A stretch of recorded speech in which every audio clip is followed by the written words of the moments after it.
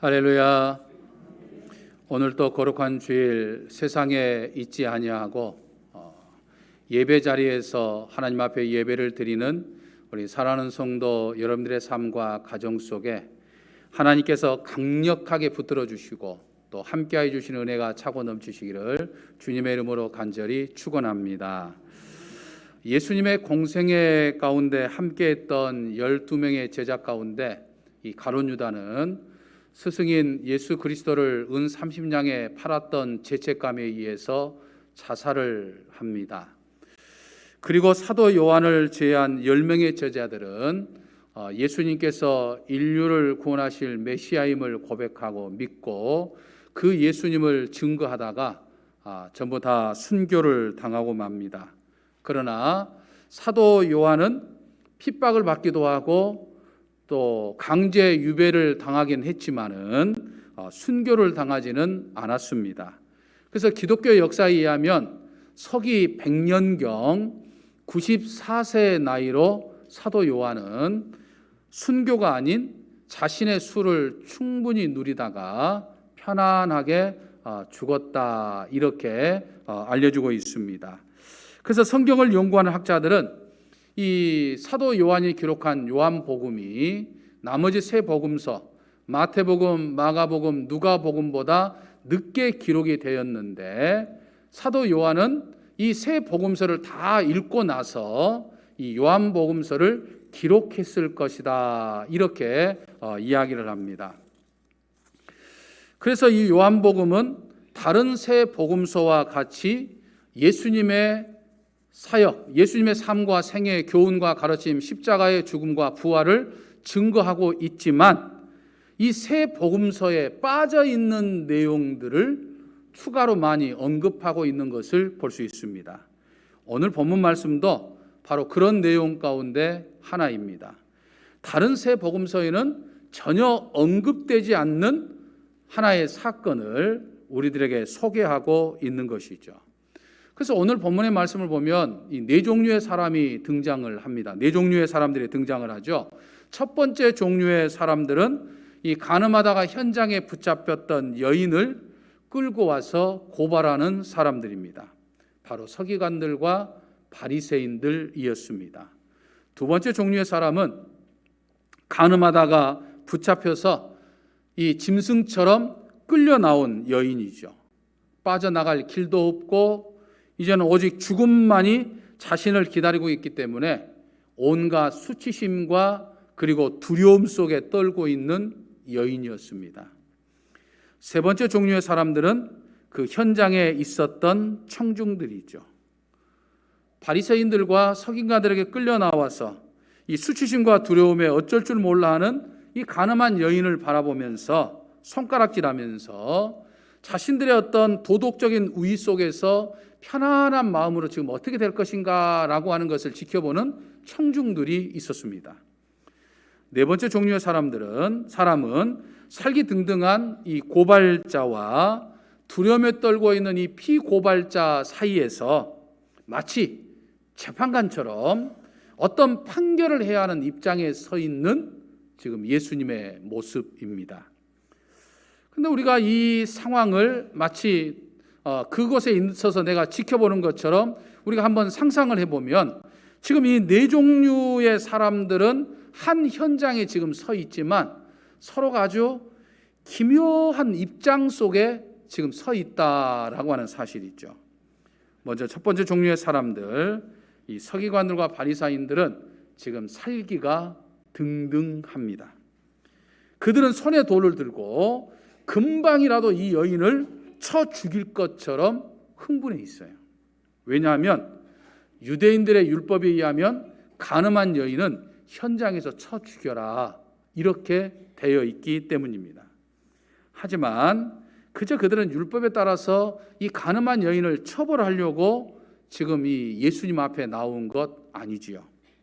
그들의 입장에 의하면 이 여인은 모세 율법에 분명히 어긴, 현장에서 간음하다가 붙잡혔으니까 언제 어느 때라도 자기들이 의도만 있으면 충분히 죽일 수 있는 그런 상황에 처해 있어요. 하지만 이 여인을 지금 예수님 앞에 끌고 온 것은 바로 또 다른 이유, 이 내면적인 이유가 있기 때문이다라고 하는 거죠. 그것은 이 여인을 정죄하는 과정을 통해서 지금 예수님을 함정에 빠뜨리려고 하는 목적이 있었던 것이죠. 그래서 6절의 말씀을 보면 예수님을 고발할 조건을 얻고자 예수님을 시험함이러라 이렇게 말씀하고 있습니다. 그동안 그들은 예수님을 정죄하려고 여러 번에 걸쳐서 시도를 했지만 그때마다 번번이 무산이 되었습니다. 이번에도 지금 예수님을 함정에 빠뜨리려고 지금 덫을 놓고 있는 것이죠. 6절에 언급된 이 시험이라고 하는 단어가 영어 성경에 의하면 이 트랩이라고 하는 단어를 쓰고 있어요. 올감이죠. 군에서도 보면 이 부비 트랩이라고 하는 것이 있잖아요. 지뢰를 지금 딱 설치해 놓은 거예요. 그래서 그들은 이 간음한 여인을 예수님 앞에 데리고 온 것은 이 두 가지 지금 올가미를 지금 준비되어 있기 때문입니다. 첫 번째 올가미는 만일 예수님께서 평소에 용서의 말씀을 많이 하셨기 때문에 그 여인을 용서하고 그냥 놓아주어라 라고 말씀하신다고 한다면 당시 유대인들이 하나님의 말씀처럼 여기고 있는 이 모세의 율법을 어기고 있다. 모세의 율법을 지금 무시하고 있다라고 하는 이런 선동을 하면서 예수님을 지금 공격할 것입니다. 두 번째 올가미는 만일 예수님이 여자를 모세의 율법대로 처형해라 라고 말한다면 평소에 사랑과 용서를 가르쳤던 예수님의 가르침과는 위배가 된 거예요. 그러니까 저가 위선자다. 상황에 따라서 말 바꾸기를 한다라고 하면서 예수님을 공격할 수 있을 겁니다. 또 당시 이스라엘 민족은 로마 제국의 지배하에 있었기 때문에 당시 로마 제국은 사람을 죽이는 이 사형 판결을 로마 제국만 할 수 있었어요. 그러니까 식민지 사람들은 제 아무리 죽일 만한 일이 있어도 함부로 사형을 하지 못했어요. 그런데 예수님께서 저 여자를 죽여라 라고 말하면 이 로마의 실정법을 어기는 거예요. 그러니까 로마에 고발할 수 있는 조건이 생기게 된 거죠. 그러니까 예수님이 어떤 판결을 내리든지 서기관이나 바리새인의 공격을 받을 수밖에 없는 아주 난처한 입장에 처하게 된 것입니다. 유대 종교주의자들은 예전에도 이런 교묘한 올가미를 통해 가지고 예수님을 이 공경에 빠뜨리려고 한 적이 있었죠. 인간의 눈에 의하면 정말 빠져나갈 수 없는 올가미, 이 덫을 지금 준비를 한 거예요. 하지만 어찌 인간이 하나님의 지혜를 당할 수 있겠습니까? 어찌 인간이 예수님의 지혜를 당할 수 있겠습니까? 그들은 매번 이번에야말로 저 예수를 지금 공경에 빠뜨릴 수 있겠다라고 생각하고 득이만만했지만 그때마다 그들은 예수님의 지혜를 당할 수가 없었던 것이죠. 예수님은 이미 교활한 그들의 속셈을 환히 깨트리고 계셨어요. 그래서 그들이 던진 올가미 앞에 아무런 말씀을 하지 않습니다. 그저 몸을 굽혀가지고 땅에 무엇인가를 쓰고 계셔요. 근데 뭘 쓰고 있는지는 사도 요한이 설명을 하지 않으니까 우리는 알 수 없어요. 다만 뭔가를 쓰는 과정 속에서 예수님은 그런 마음을 가지셨을 거예요. 저렇게 저 여인을 죽이려고 살기등등한 바리새인과 서기관들, 또 저 여인을 통해서 예수님을 지금 넘어뜨리려고 노리고 있는 저들의 모습이 너무나도 안타까웠을 거예요. 연민의 정을 느꼈을 거예요. 아이고, 왜 저렇게 사나 하는 그런 생각들이 있었을 거예요. 한동안 그렇게 계시던 예수님이 몸을 일으키시면서 한마디 툭 던집니다. 뭐라고 말씀하셨습니까? 너희 중에 죄 없는 자가 먼저 돌로 치라 라고 말씀합니다. 여러분, 이 말씀을요 언어에 가깝게 번역을 해보면 사실 이런 내용입니다. 너희 중에 아무 죄라도, 어떤 죄라도, 아무 죄라도, 단 하나의 죄라도 짓지 않는 사람이 있다고 한다면 그 사람이 첫 번째로 돌을 들어서 저 여인을 쳐라 라고 하는 그 말입니다. 이 말씀은요 우리 인간의 현주소를 아주 적나라하게 깨뚫고 계시는 아주 무겁고도 무서운 말씀인 것을 볼 수 있습니다. 지금 다른 사람의 죄에 대해서 정죄하며 살기등등한 바리새나 서기관들, 그리고 당시 그 여인을 지켜보면서 나는 저렇게 저 여인처럼 간음하지 않았어. 왜 저런 간음을 했지? 라고 생각하면서 정말 여인을 탓하면서 편안한 마음으로 간망하는 그 당시에 뭐 사람들, 그 현장에 있었던 모든 사람들의 상상을 뛰어넘는, 생각을 뛰어넘는 그런 지금 말씀을 하신 거죠. 바리새인이나 서기관들 그리고 그 현장에 있었던 사람들은 자신들은 간음이라고 하는 이 죄를, 끔찍한 죄를 짓지 않았다고 생각하면서 정말 편안한 마음으로 그 여인을 정죄하고 있었던 거죠. 하지만 예수님은 그냥 너희들이 현장에서 간음한 것만 죄가 아니라 너희 머릿속에 은큼한 생각, 너희들의 머릿속에 음흉한 생각을 하는 것도 너희들이 다 죄다 라고 이야기를 하는 거예요. 그래서 그 어떤 모든 죄까지도 짓지 않는 사람이 있다고 한다면 제일 먼저 돌을 들어가고 저 여인을 쳐라 라고 말씀한 거예요. 무슨 말씀입니까? 인간 중에 그런 사람은 단 한 사람도 없다는 거예요. 더더욱이 이 자리에 있는 그 누구도, 특히 바리새인이나 서기관도 여기에 걸리지 않는 사람 단 한 사람도 없단 말이에요. 너희들도 죄인이다 라고 지금 말씀하신 거예요. 죄의 경중만 있을 뿐이지 너도 죄인이라는 말씀입니다. 죄인이 죄인을, 인간이 인간을 심판할 자격이 없다는 거예요. 인간이 인간에게 돌을 던질 자격이 없다는 거예요. 인간은 하나님 앞에 모두가 다 죄인입니다.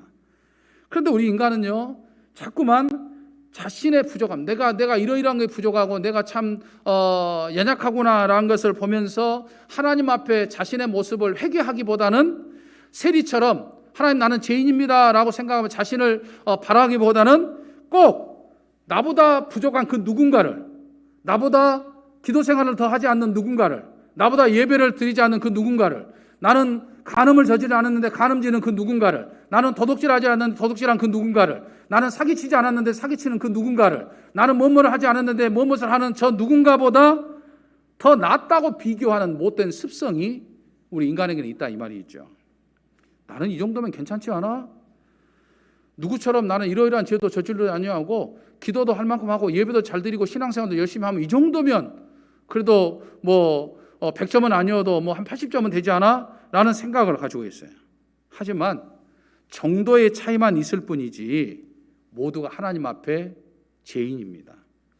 흔히 우리가 성인이라고 불리는 사람들과 평범한 사람들의 차이점은요, 평범한 사람들이 세상에 살면서 매일 100가지의 잘못을 했다고 한다면 성인들은 한두 가지는 꼭 잘못을 한 사람들이 성인입니다.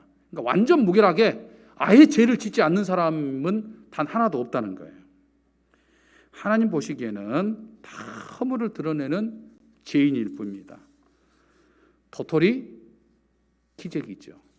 50보 100보입니다. 도진 개진이죠. 독인 개긴이라고도 하죠. 막상 막합니다.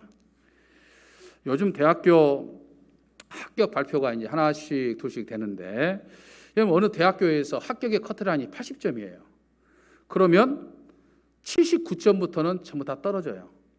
79점이나 뭐 30점이나 아무 차이가 없어요. 그냥 80점 이하는 그냥 다 떨어지는 거예요. 의미가 없어요. 그런데 79점짜리가 30점짜리에게 야, 나는 79점이라고 하는 우수한 성적으로 아깝게 떨어졌어. 나는 너랑 질이 달라. 이렇게 이야기한다면 얼마나 참 우스운 이야기겠습니까?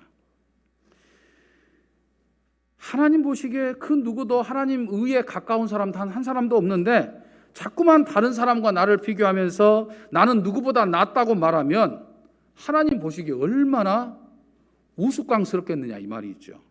둘 다 자신의 의로 하나님 나라에 들어가지 못하는 것은 매 한 가지 마찬가지죠. 그래서 사도 바울은 로마서 3장 9절 10절 말씀에서 이렇게 이야기를 합니다. 그러면 어떠하냐?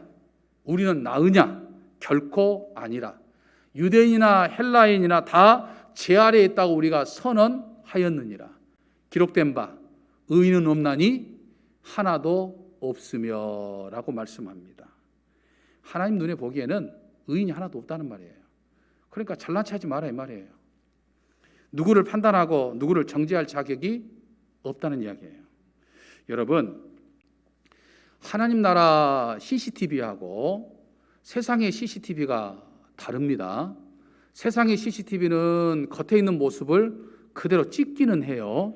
하지만 속 안에까지는 못 찍습니다. 하지만 하나님의 나라 CCTV는 겉에 있는 내 모습을 찍는 것뿐만 아니라 내 마음의 생각과 내 가슴, 내가 미처 깨닫지 못하지만 내 가슴 저 심중에 있는 가슴 밑바닥에 있는 것, 심지어는 내 영혼까지 낱낱이 다 찍는 것이 하나님 나라 CCTV예요. 그러니까 여러분, 하나님 나라 CCTV에 피할 사람이 누가 있겠습니까? 하나님 나라 CCTV로 볼 때 여기에 있는 사람 중 그 누구도 의롭다고 인정받을 만한 사람 누가 있겠어요?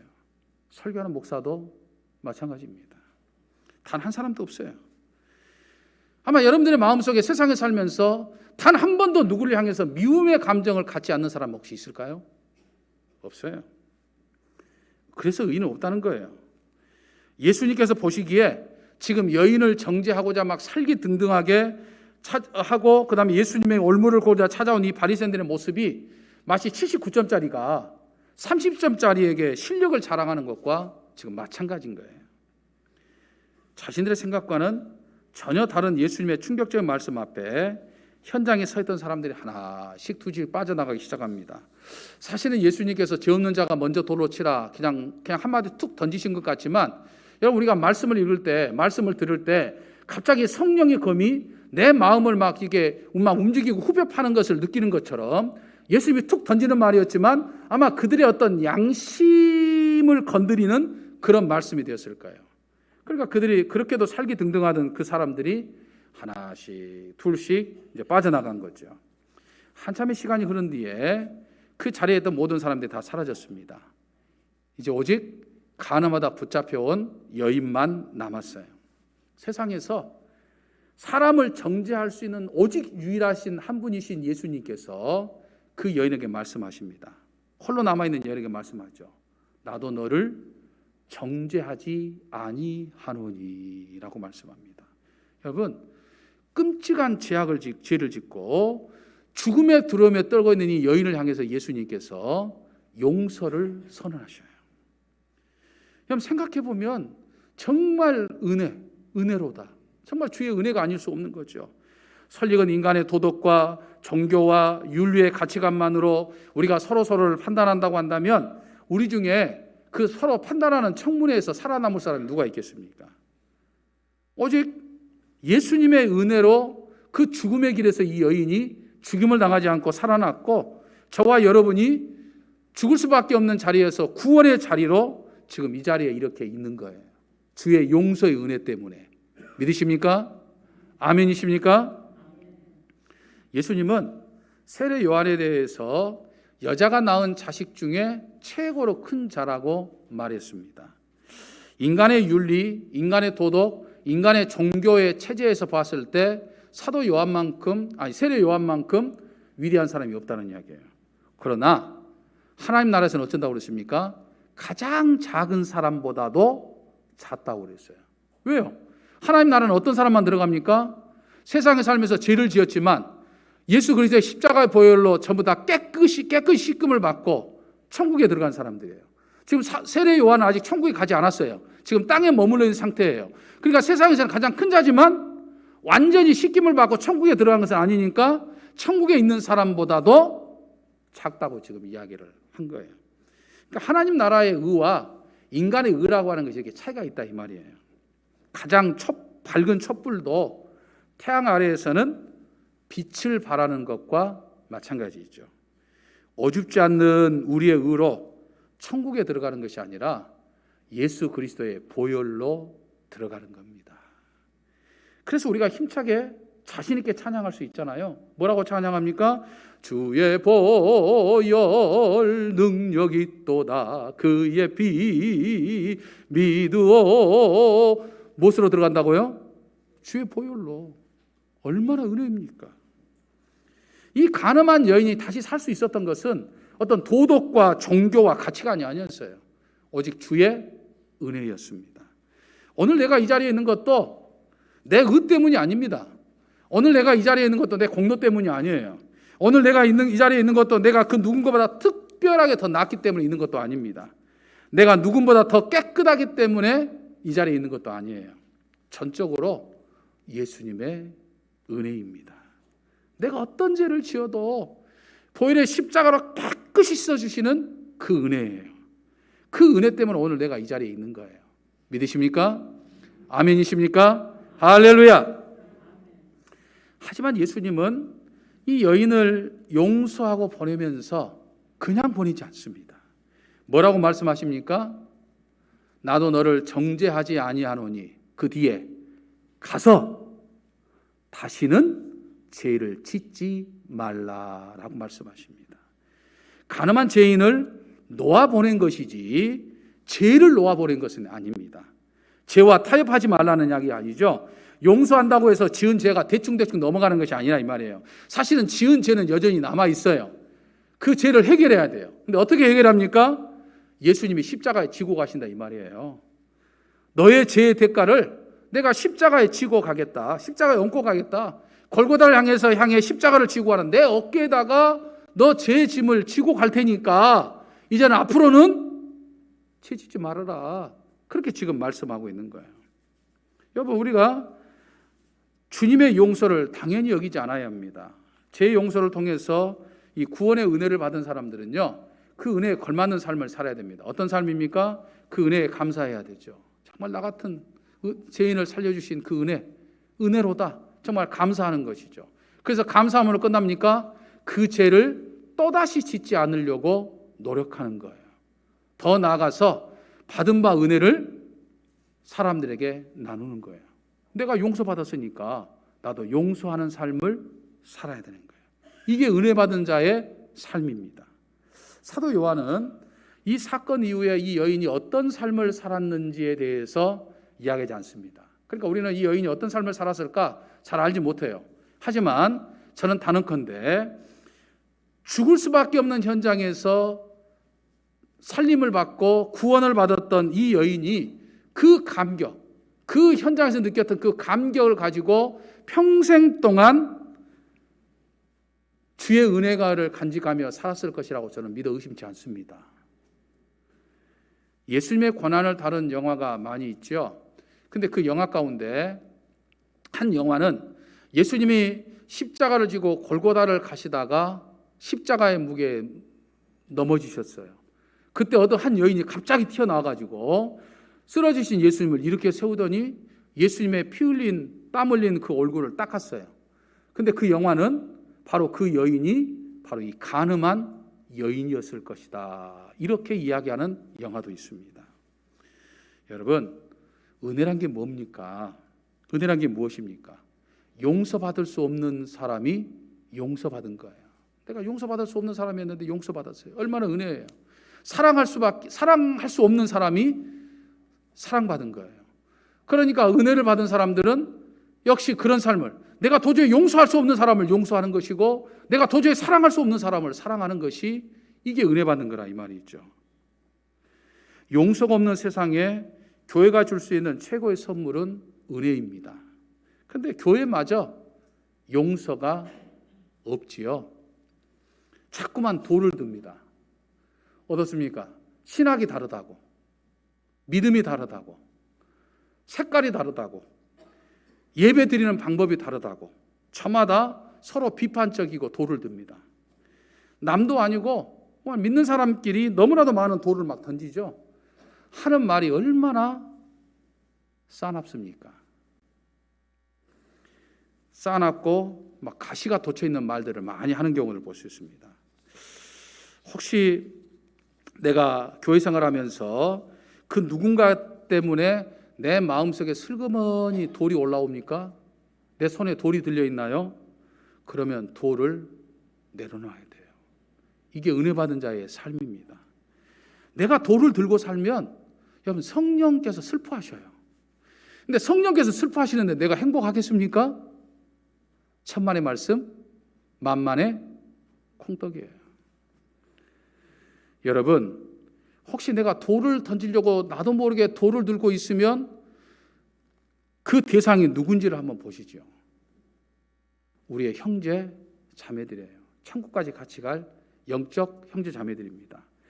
성경에 우리의 원수는 누구라고 그랬습니까? 사단, 마귀라고 그랬어요. 형제 자매가 아니에요. 내 원수는 형제 자매가 아닙니다.